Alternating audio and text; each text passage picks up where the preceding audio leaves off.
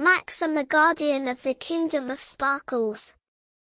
In the town of Oakville lived an energetic 8-year-old boy named Maximum. Max loved riding his bike, reading comic books, and building giant towers with his Lego bricks. But there was one thing in the world that Max did not like: brushing his teeth. To Max, brushing his teeth was the most unnecessary and boring job in the world. Every evening, when his mum asked, "Max, have you brushed your teeth?"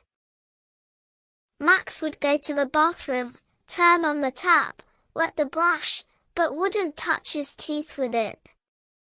He would just let the water run and shout, "I brushed them." To him, when the taste of sticky toffees, colorful jelly babies, and chocolate stayed on his teeth, that sweet taste lasted longer, and that was brilliant. However, there was something Max didn't know: his teeth weren't just bones for eating food. They were the white castles of the Kingdom of Sparkles. It was a Tuesday night, and Max had gone to bed without brushing again. He fell asleep with the sticky taste of the caramel cake he had eaten that day still in his mouth. At midnight, a strange light shone in his room. Something as small as a firefly but as bright as a star drifted in through the window. This was Lumina, one of the Tooth Fairy's head helpers. Lumina landed on Max's pillow. She waved her tiny wand and sprinkled mint dust on Max's nose. Max woke up sneezing. Achoo!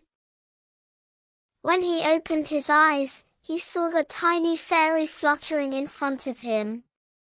"Who are you?" asked Max in surprise. "Am I dreaming?" Lumina said in a squeaky voice, "Hello, Maximum. I am Lumina. The Tooth Fairy sent me. We have a serious problem with you. Normally, we come to collect fallen teeth, but your teeth, well, they are so dirty that the fairies are refusing to add them to the collection." Max felt ashamed. "But brushing is so boring." Lumina shook her head. "Boring? Oh, Max, if you saw what was happening inside your mouth, you would never call it boring. Come with me, I must show you the truth." Lumina waved her wand, and a magical dust covered the room. Max shrank, and shrank, and shrank. When he was as small as a speck of dust, Lumina took his hand and took him on a journey right inside his own mouth. When Max opened his eyes, he found himself amongst huge, white mountains. These mountains should have been bright and smooth enough to dazzle the eyes. But right now... "Where is this?" asked Maximum. It was dim and sticky. "This is your mouth, Max," said Lumina. "And these giant white mountains you see are your teeth. We call them the Ivory Towers." Max looked around. The towers, his teeth, were covered in a thick layer of yellowish fog that looked like moss. The ground was squelchy.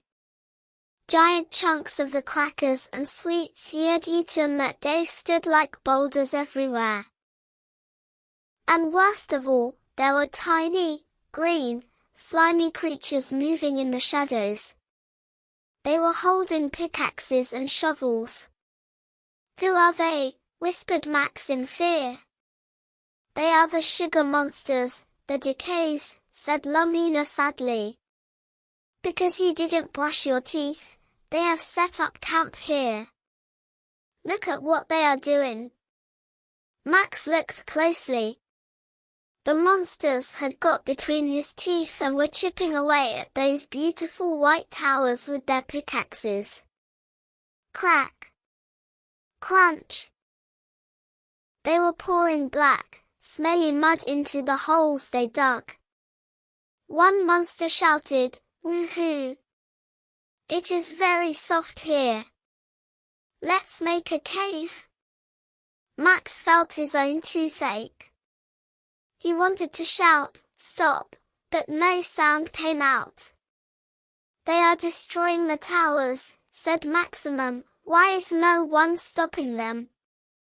Lumina said, "Your defenders are too tired." Maximum, look. Lumina took Max to the edge of the gums. Lying there on the ground were thousands of thin white soldiers. These were the bristles of the toothbrush. The Brush Brigade. But they were all weak. Their shields were rusty, and their spears were broken. Commander Bristle was shouting in a weak voice, "Get up, soldiers! The sugar monsters are attacking!" But the soldiers replied, "We have no strength, Commander. Max hasn't called us to duty for days. We cannot fight without the minty power paste." When Max saw this, he felt a huge regret in his heart. Those soldiers were there to protect his kingdom, but Max had trapped them in the darkness of the bathroom cabinet. "Lumina," said Maximum, "I must help them. This is my kingdom. I can't let those monsters destroy my towers." Lumina smiled. "That is the spirit I wanted to hear. Here, take this." Lumina waved her wand, and a glowing blue sword appeared in Max's hand. It was actually a giant toothbrush. And in his other hand was the mint shield, a toothpaste cap. Max shouted, "Brush Brigade, listen to me. I am Max. I neglected you, but now I am here. Charge!" With Max's voice, the soldiers came to life. Max swung the giant brush and leapt onto the sugar monsters. Every time Max swung the brush, a pure white, foamy, refreshing wind spread out, the mint storm. When the sugar monsters smelled the mint, they panicked. "Run! Cleanliness is coming.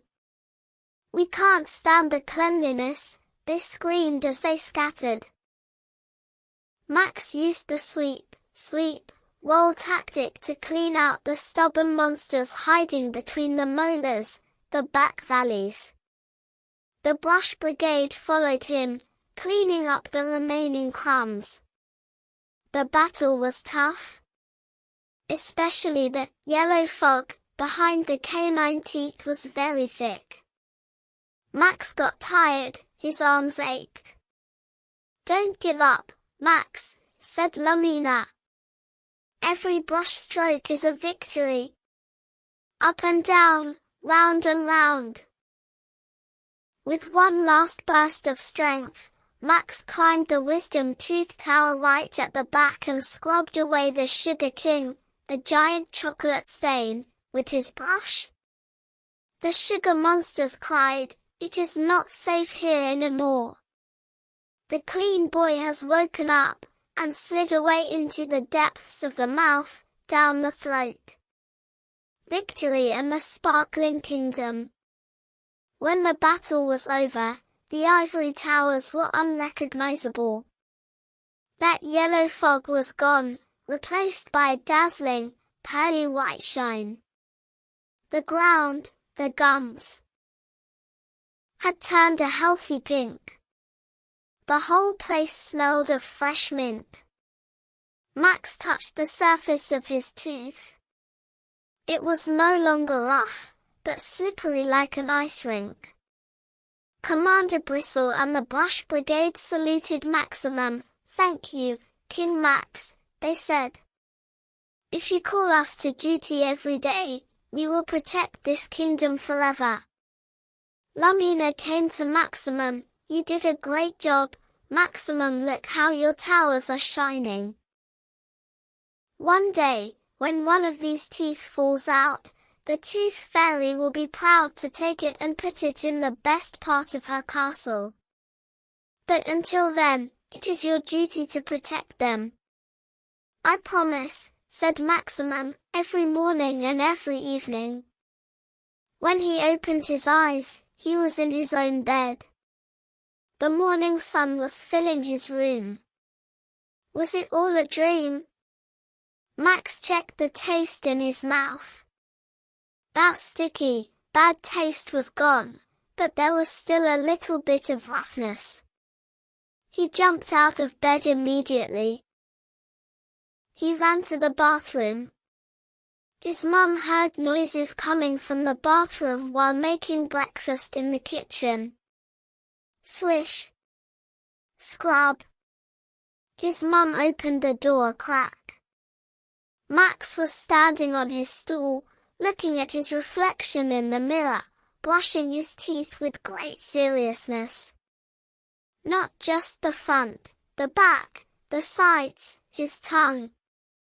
Just like in the battle. Max, said his mum in surprise. Are you brushing your teeth? Max turned to his mum with foam in his mouth and gave a thumbs up. After rinsing his mouth, he smiled at his shiny teeth in the mirror. I'm not just brushing, Mum, he said. I am defending the kingdom. I can't let the sugar monsters in here. His mum laughed and stroked Max's hair. As Max walked out of the bathroom, he saw a tiny, silver sparkle on the corner of the mirror. He looked closely. It was a tiny, star-shaped sticker that read, "To the Guardian of the Kingdom." Max smiled. Lumina was watching. And Max would never use a dry brush again. Because he was no longer just a boy, he was the mint-scented knight of the Kingdom of Sparkles.